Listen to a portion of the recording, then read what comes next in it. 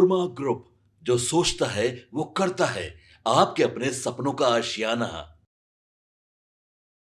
नमस्कार, भारत लाइव देख रहे हैं आप। मैं हूँ शिवांगी आपके साथ।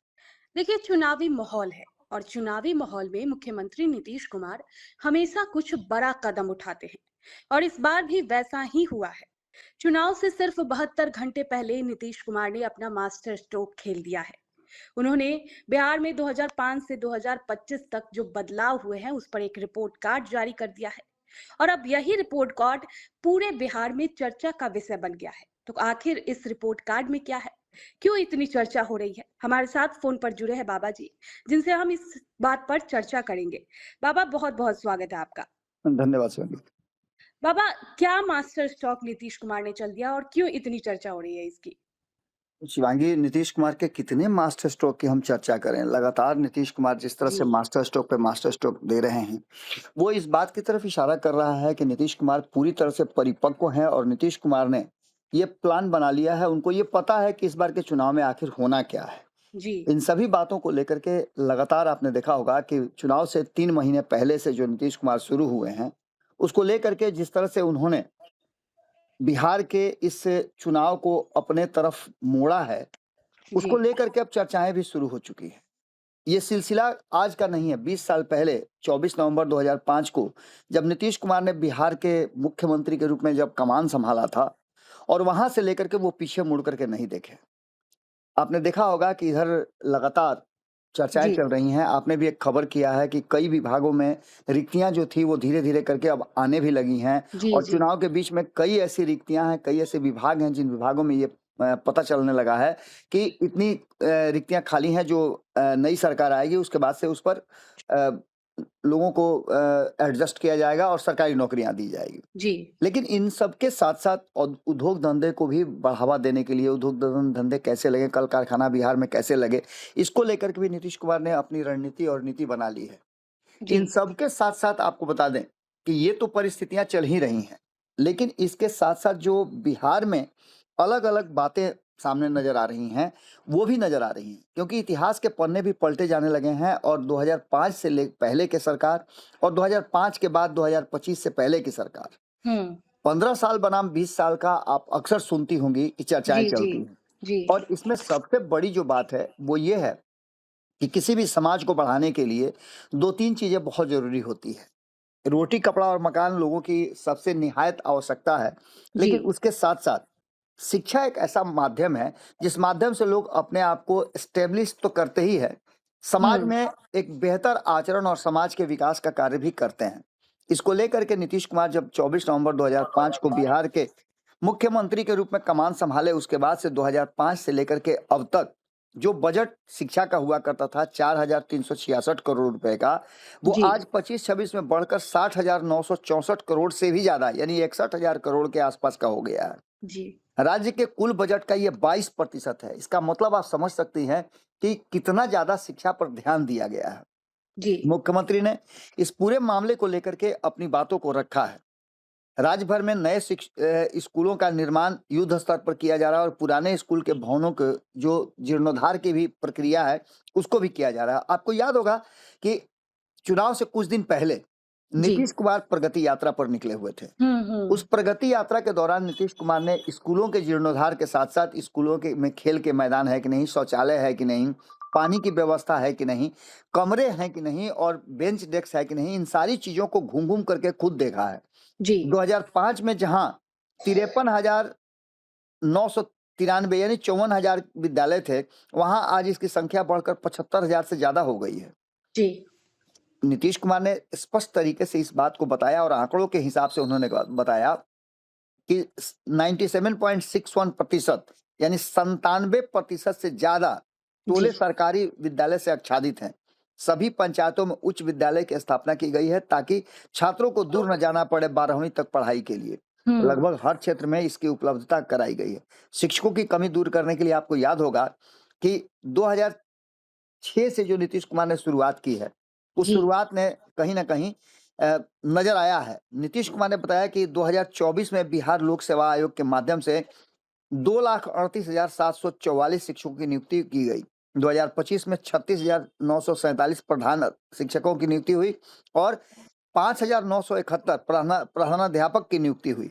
जी 2006 से स्थानीय निकायों के द्वारा नियुक्त किए गए 3,68,000 शिक्षकों को सक्षमता परीक्षा के जरिए नियमित भी किया गया है। जी ये पूरी प्रक्रिया नीतीश कुमार ने शिक्षा को बेहतर बनाने के लिए और शिक्षक छात्र अनुपात बेहतर हो इसके लिए किया है। आज बिहार में सरकारी शिक्षकों की संख्या लगभग 6 लाख के आसपास हो चुकी है। अब आप समझ सकती हैं कि जिस राज्य का जो जनसंख्या 14 करोड़ के आसपास हो, वहाँ 6 लाख शिक्षक हों, तो इस आंकड़े को आप अच्छी तरह से आप समझ सकती हैं। जी बिल्कुल बात इतनी ही नहीं हुई है।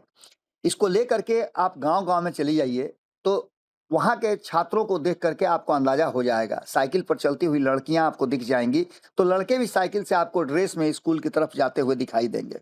जी विद्यालयों में कंप्यूटर लैब, ई लाइब्रेरी, प्रयोगशाला, आधुनिक सुख सुविधाएं। इसके बाद बिहार उन्नत विद्यालय को लेकर के भी एक डिजिटल माध्यम से जोड़ने की कोशिश की गई है। ग्रामीण क्षेत्रों में रहने वाले छात्रों के लिए प्रखंड और पंचायत स्तर पर अत्याधुनिक पुस्तकालय की भी व्यवस्था की गई है। हाई स्पीड इंटरनेट की व्यवस्था स्कूलों में की गई है, जिससे कि अध्ययन की जो सामग्री है वो अच्छी तरह से उपलब्ध हो सके। 2005 से जी पहले बहुत कम लड़कियां स्कूल जाती थी। नीतीश कुमार इस बात को हर मंच से दोहराते हैं और आंकड़े भी कहते हैं। 2006 से 7 में छात्र छात्राओं के लिए पोशाक योजना की शुरुआत हुई। 2008 में 9वीं की छात्राओं के लिए साइकिल योजना की शुरुआत हुई। उसके बाद 2010 में लड़कों को भी साइकिल दिया जाने लगा। इसको कई बार सदन में हम लोगों ने अपने इसी कानों से सुना है कि नीतीश कुमार ने इस मामले को लेकर के और इन बातों को लेकर के अक्सर अपनी रुचि दिखलाई है। खास करके शिक्षा के क्षेत्र में मैट्रिक और इंटरमीडिएट के छात्र छात्राओं को संख्या अधिक बढ़े, इसको लेकर के भी लोग ड्रॉप आउट नहीं हो, इसको भी लेकर के नीतीश कुमार ने बहुत सारे काम किए हैं। मुख्यमंत्री जी अपने खुद बताते हैं कि उन्होंने बच्चे स्कूल नहीं जाते थे, उनके अधिकतम महादलित और मुस्लिम समुदाय के बच्चे थे। उन्हें शिक्षा से जोड़ने के लिए टोला सेवक और तालीमी मरकज जैसे कर्मियों को बहाल किया गया और जी इनको स्पेशल ये ड्यूटी दी गई कि शिक्षा सेवक जो है इनको रखा गया और ये बच्चों को स्कूल में लाएं, कैसे नियमित रूप से इनकी पढ़ाई सुचारू हो सके, इसको भी रखा। राज्य में एकेडमिक कैलेंडर लागू किया गया और मैट्रिक से लेकर इंटर तक परीक्षाएं होती रही। नीतीश जी कुमार ने इस बात को लेकर के भी बताया है कि 2005 में बिहार में केवल 10 राजकीय विद्यालय हुआ करते थे। आज यह संख्या बढ़कर के 21 हो गई है।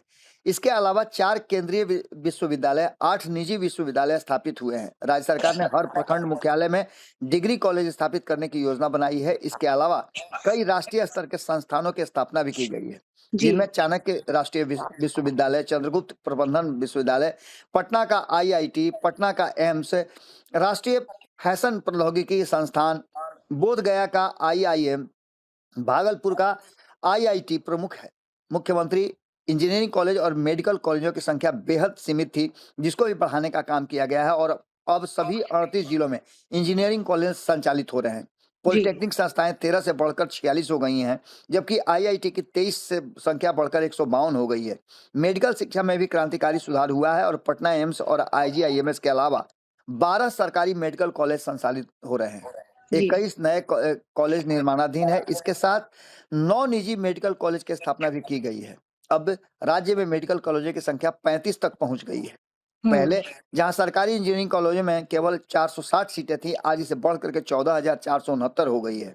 आप समझ सकती हैं कि पिछले 20 साल में नीतीश कुमार ने जो काम किया है और शिक्षा सुधार के प्रयासों का जो परिणाम है वो साफ दिख रहा है। बिहार की कुल साक्षरता दर अब बढ़ करके 80% हो गई है। महिलाओं की साक्षरता दर में 2001 में केवल 33.57 यानी 34% के आसपास था, वो बढ़ करके 74% के आसपास हो गया है। नीतीश कुमार ने इन सभी आंकड़ों को सामने रखते हुए कहा कि हमारा उद्देश्य और लक्ष्य पूरी तरह से बिहार को विकसित राज्यों के श्रेणी में लेकर के आना है और बिहार के बच्चे दुनिया में बेहतर करें, इसको लेकर के हम काफी संकल्पित हैं।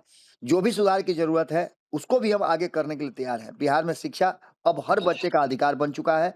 हमने जो वादा किया था, नीतीश कुमार ने कहा, वो पूरा किया है। जी राज्य के शिक्षा को बेहतर बनाने के लिए लगातार काम जारी है और ये हमारा अनवरत प्रयास जारी रहेगा। आपको बता दें कि इन सभी बातों को लेकर के हमने जो आंकड़े पेश किए और मुख्यमंत्री नीतीश कुमार ने इन आंकड़ों के माध्यम से 2-3 बातें बहुत महत्वपूर्ण कही। उन्होंने कहा कि हमारे यहाँ जो शिक्षा है वो व्यावसायिक शिक्षा तक पहुंच गई है, जबकि हमारे से पहले जो सरकारें चला करती थी वो चरवाहा विद्यालय खोल करके चरवाहा विद्यालय तक ही सीमित थे, क्योंकि उनको चारा खाने का मौका मिल सके। जी, स्पष्ट तरीके से कहीं ना कहीं 2005 और 2025 इन दोनों का तुलनात्मक अध्ययन करेंगे आप, तो साफ साफ नजर आएगा कि 2005 से पहले का बिहार और 2025 से तक जो बिहार का निर्माण हुआ है जी, उसमें काफी अंतर है। बिल्कुल। चरवाहा विद्यालय खोले गए थे जिसमें स्पष्ट था कि सत्ता में बैठे लोग शिक्षा के महत्व को नहीं समझते थे।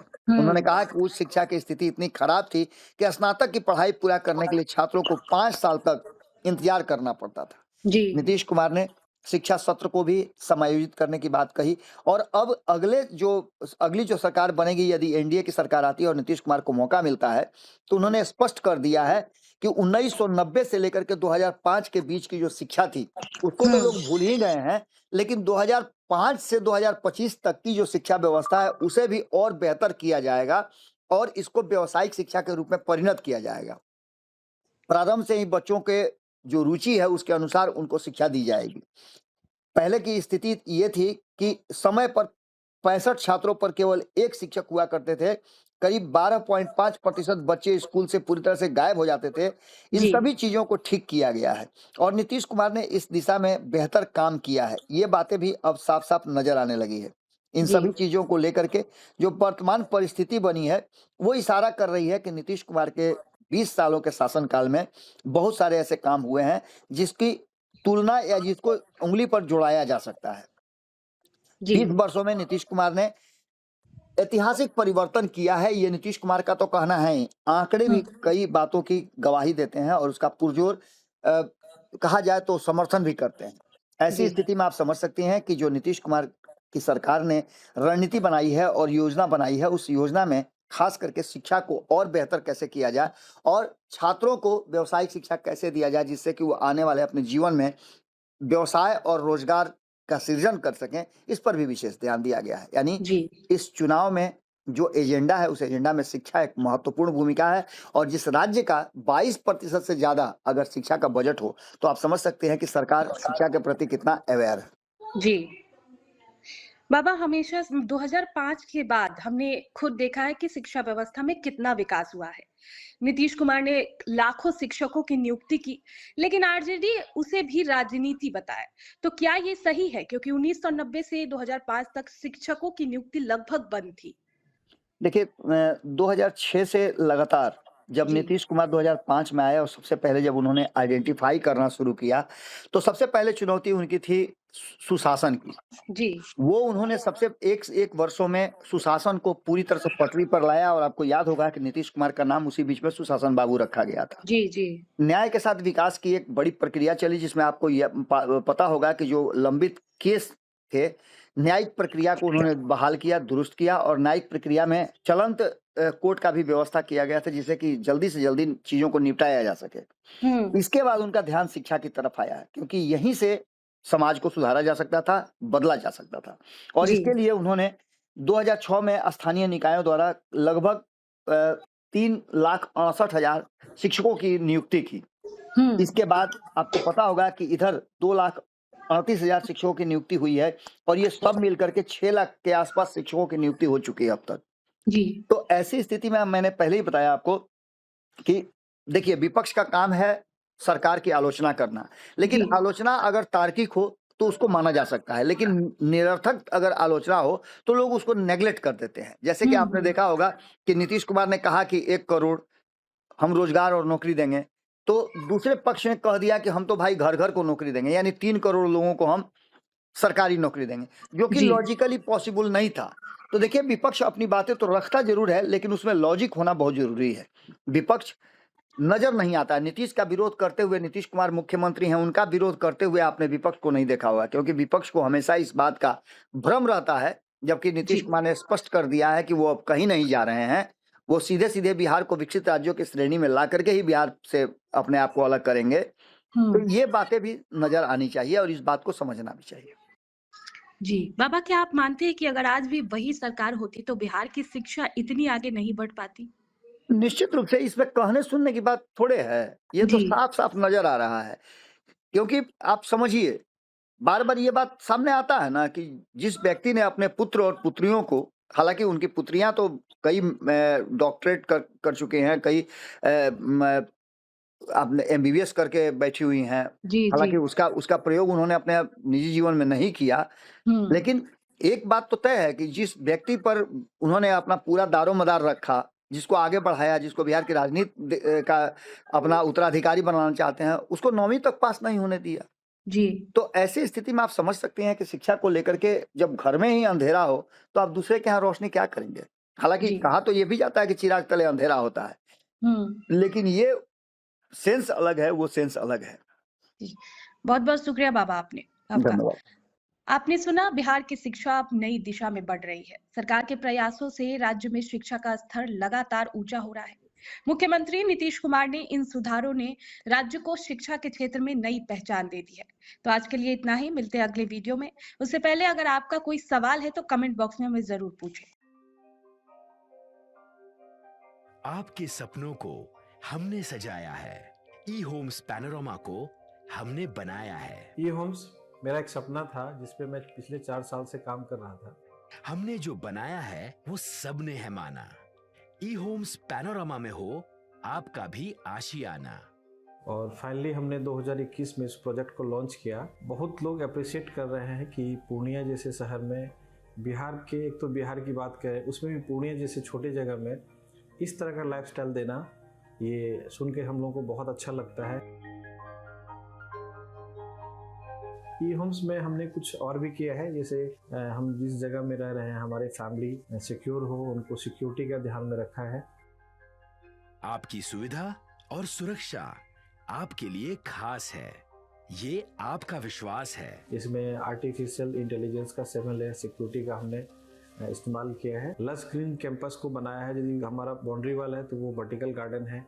ये जितनी भी फैसिलिटी होता है एक इंटरनेशनल टाउनशिप में ई होम्स है, ये हम लोग विश्वास नहीं कर पा रहे हैं। जो भी हमारे मित्र दोस्त या जो भी हमारे बाहर के बाहर आते हैं तो हम लोग को बहुत अच्छा सुनने को मिलता है और बहुत अच्छा क्रेडिट मिल रहा है। वो सारा हमने सिर्फ एक बिल्डिंग नहीं बनाया, हमें एक बहुत अच्छा लाइफस्टाइल दिया ई होम्स में, और मेरा एक सपना था जिसको मैं आज फुलफिल होते हुए देख रहा हूँ। ये आपका आवास है। ई होम्स पैनोरामा में अब आपका निवास है। E homes Panorama, luxurious lifestyle redefined. Panorama group, जो सोचता है वो करता है। अगर ये वीडियो पसंद आई और वह बिहार के राजनीति और बिहारियत से सरोकार रखेनी तो सब्सक्राइब बटन दबा के चैनल के सब्सक्राइब कर ली। ओजे एगो घंटी बा, ओकरा बटन दबा देला से कुल सटीक और मारक खबर रुआ मुफ्त में मिल जाई।